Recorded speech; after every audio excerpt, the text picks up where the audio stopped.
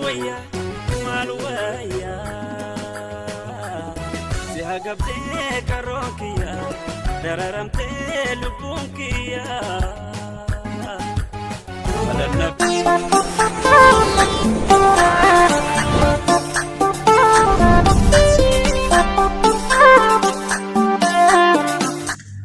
Nagaan araarri jaalalli waaqayyoo bakkuma jirtanitti isiniif haa baay'atu. Ashamaa harka fuunee akkam jirtu kabajamtootaaf jaalatamtoota hordoftoota ayyeetoo shoo warri biyya keessaa warri biyya alaa akka nagaa fayyaa taasisan immoo abdii guddaan qaba. Har'a immoo viidiyoo haaraa tokko walitti deebinee jirra. Viidiyoo kana hedduu waan ani dubbachuu barbaadu wayiitu jira.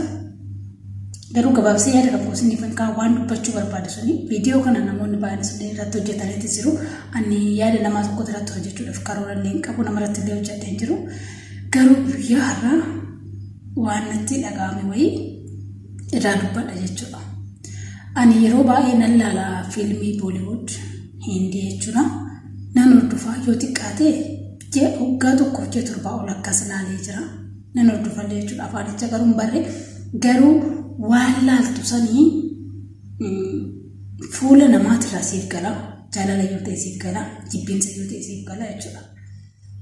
Asirratti maalidhaa waa'ee Kameelaa irratti Kameelaa fi Muktaar nama tokko keessa wajjin jiraachaa turan ni beektu. Yaa ta'uti namoonni tokko dirqama sama tokko keessa waan jiraataniif polis hin jaalatanii. Garuu immoo kisi tokko diraamaan ni jira. Jaallatun kumaas wal jaallachuu danda'u. Isa dhugaa garuu dhugaa jirtu isaaniif Rabbiin qofatu beeka. Gaafii reedimaan kuushillee gaafatee ture jechuudha achirratti illee. Kana an dhugaa jirtu hin beeku garuu akkanatti ilaalee hedduun isaaniitti gammade. Maaliif jechuu dandeessu? Ijoolleen keenya yeroo baay'ee koomentii ni ariifanna. Osuma nu hubannu malee barreessina natti fakkaata. Moo waanuma dhageenyeef barreessinas. Jechuun wanti kisuni karaa deemaa jira. Maal irratti akka xumuramu namni tokko yoo beeku hin jiru. Isaantu beeka isaanii yaada kana eegale. Oduu dhugumaan wantichi dhugaa ta'e abdataan suura isaatii fi qaayisii wal bira hin kaa'u. Kaayii irratti viidiyoo hojjetu. Kun yaada kooti. Isa aarsuudhaaf akkasiin godhu. Isaantu mana sana irra wal caalaa wajjin jiraate waan ta'eef gaafa tokko fiilmuma Hindii kana ilaala. Mana tokko keessa wajjin jiraatan mucayyoo fi mucaan kun wajjin jiraatanii wajjin nyaatu wajjin iddoo bashannanaa wajjin deemu mana tokkicha keessa wajjin jiraatan laayifii bareedaa waliin dabarsanii innis gara biyya biraatti deemee gaafsan garuu isheetti dhaga'ameera. Isheetti baay'ee dhaga'amee jira. Garuu isatti maal fakkaanne birumaa deemee bakka inni taphataa hiriyoota isaa wajjin hin beeku. Inni bashannana iddoo gaarii ulee waan galuuf irratti wajjin ulee waan galuuf isumaa yaadee hin beeku. Geemii taphataa bashannanee jiraata. Garuu ulee bulee akkatti si wajjin taphata yaadachuu eegalee akkatti wajjin nyaatanii yaadachuu eegalee iddoo waliin deemanii gala yaadachuu gaafa eegalu erga walirraa fagaatanii jaalalli sun keessaanitti gahaa dhufe jechuudha. Gaafa kanaa bakka isiidhuma yaada fiilmii taphatuun gammadu hiriyoota isaa wajjin deemuun gammadu gammachuun keessa isaatii yeroo abade. Eessatti deebi'ee biyya keessa keessanitti deebi'ee booddee ishiisanii wal fuudhanii gaa'ela bareedaa ijaarratanii waliin jiraatan. Gisa tokko namoonni lamaan gaafa wal jaalatu tokko gidduu gala. Tarii osoo wanti kun diraamaa ta'eefaa aakooti diraamaa hedduu barumsa qabudha. Wanta akkanaa hawaasa keenya keessatti ilmaayyuun baratamee hin jiru. Fakkeenyaaf inni tokko gaafa diraamaa laaltu mucaan tokko maatii isaatii kaadhimatee fi inni ishii jaalata. Ishiin garuu nama biraa jaalatti. Warri immoo kan isiin jaalatti kana osoo hin taane kan kaadhimate kanaaf kennuu barbaada. Ishiin garuu gammachuun qabdu magaala sanii. Sannabaa jirtu waan ta'eef kan jaalattu dhabdee nama biraatti hirmte waan ta'eef nama beekti mucaa garuu itti hirmuu deemtu kana. Hin laalamu jechuun fuulota osoo hin laala. Bakka yeroo ni beektu miti akka kennu qeessonni yookiin amantuma kamiyyuu keessatti yeroo itti eebbifamteetu kennamtu jechuudha. Abidda wayitira taane akkas shaarbii walitti hidhanii gaa hindootu namoonni baay'een hordoftu jedheen yaada. Abidda wayitira akkasitti marsu beekta yeroo saffaa shaarbii sana ofirraa hiikee nama siin jaalattu saffidee fi gisee ishii beektee ofiisaatii boowwatti soota miira gaddaatti soota yookiin tarii gammachuu isitti jiraachuudhaaf yoo gammadillee akkasiin kan dabarsee nama isin jaalatanii kennus jira dhiirri tokko tokko. Maatiinis immoo isatti heerumtu jedhanii didanii ka'anii bakka nama biraatti heerumtaa isheen boochee maratte garuu gaafa itti heerumtu nama isin jaalattu sannisee ta'uu ni jira. Gammachuudha kun tara isaanii gaafa arganii namuma isin jaalattu sanii gaafa kennan ni jira. Osoo wanti kun akkas ta'e akka diraamatis ta'e wanti kun dhugaa miti ammas yoo ta'e osoo dhugaa ta'e abdataanis akkasiin godhu akkas jedheen yaaduun amma fiilingi xiqqoo kamiila agarsiifsituu bitaanatti gadi malee abdataa inuman shakku. Garuu wanti kun dhuunni isaa ani gammachuu kan natti ta'u osoo kamiila fi muktaar wal fuudhani. Kamiila fi muktaar osoo wal fuudhani hedduu natti tola. Gaasa'ii dhufaantis ni jiru inni illee irratti firaankii hojjetee jira. Hin beeknu wanticha kana walumaa gala garuu wanti deemaa jiru walumaa gala isaa natti tole. Osoo dhumni isaa qormaata kana ta'e dhumarraa Muktaarii fi Kamiila wal fuudhanii anaaf akkootti gammachuu guddaan maaliif namoonni kanarraa illee waa hedduu barata wanta akkasiin jiru. Osuma boocuu kana masiin hin beeksisanii kennu hawaasni keenya namoonni baay'een jaalatanii sootti kan heerumanii miti.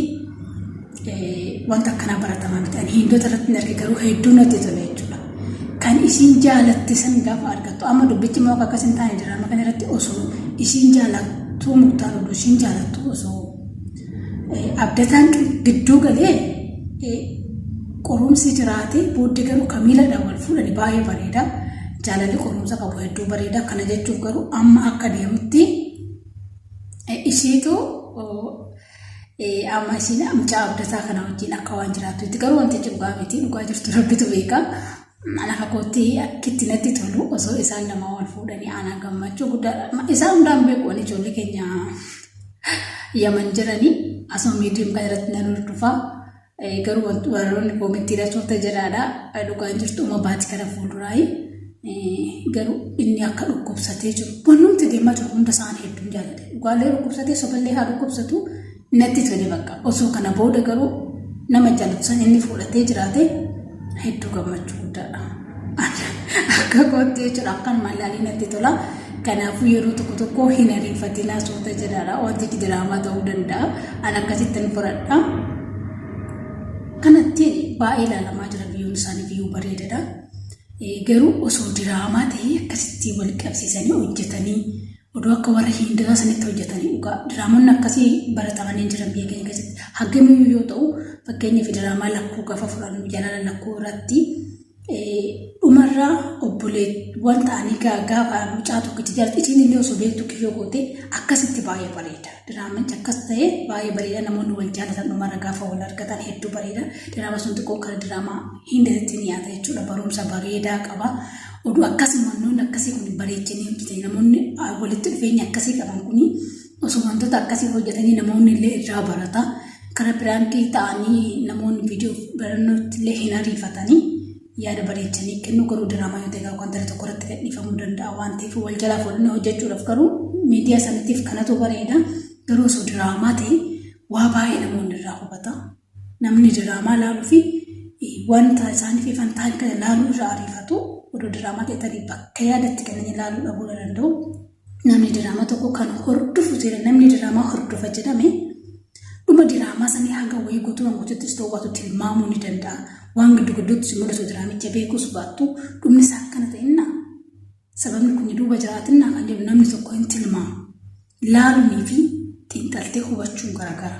Namni tokko diraamaa laaluudhaaf waa'ee diraamaadhaan beeku waan ta'eef. Kanaaf ergaa guddaa of keessaa qabu osoo kana diraamaatiin hojjete akkanattis bareeda. Garuu dhumni isaa waaqayyotu beeka. Muktaar akka gaa'elaan qaamni itti kan mul'atu Kamiilaan illee yoo dhugumaan abdata jaalatti natti hin fakkaatu. Jechi kun naaf hin galle garuu osoo yoo ta'anii illee jaaladha garuu akkanuma diraamaa yoo ta'e akkootti hedduu natti tola.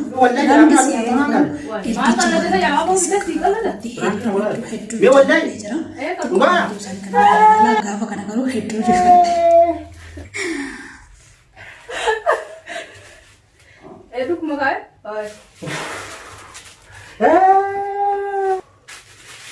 Así va. Ayo. Lu kamu jalan lagi tak kabel kan? Wah, ini sih. Wah, ini. Frank. Frank. Oh, dia yaalaalu sana jechuudha. Ija tokko biraan kenna marifachiisu ni jira. Ergaa qabus ni jira. Walumaa galatti ana hojiin keessan hedduu natti tole. Jabaadheen isin jira. Hunduma keessanuu yoo isin jaaladha. Hordoftoota koos kan taatanii akkasuma immoo chaanaala ijoollee Yamanii jiran kana warroonni hordoftanii yaadammoo bareedaa kaafiidha. Dhumicha isaan beekta waan ta'eef. Akkoo osoo kara diraamaa faadee fi wanti kun wanta baay'ee bareedaa ta'edha. Wanta baay'ee bareedaa ta'edha. Oduu amma Kamiila waan Muktaar jaalatti akkuma jalqaba jedhe imicha kun gudduu galeeti osoo namoonni baay'een akkasiin abdataa heerumtu deeggaranii namoonni Muktaar deeggaru dhabame sira baay'ee bareeda ture. Amma namoonni baay'een karaa Muktaaris ni jiru. Isiin kophaa isii karaa abdataa jirti. Hedduun hin beeku garuu walii galasaa hundumaa hedduu jaalladhee jira.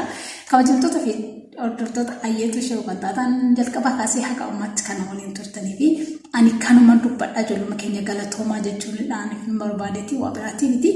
Viidiyoo kana irraa waa biraa barbaadu sun taanii wanti isaan adeemsa jiran waan natti tolee fi isin jira. Hunduma keessanuu guddaa galatoomaa isin jaalladhaa isin kabajaa lafa jirtanitti waaqayyoon nagaa fayyaa isin taasisuun jecha guyyaa biraa immoo viidiyoo biraa waan birootiin walitti deebina. Akkasiif turtii gaarii naaf qabaadhaa. Baay'ee baay'ee.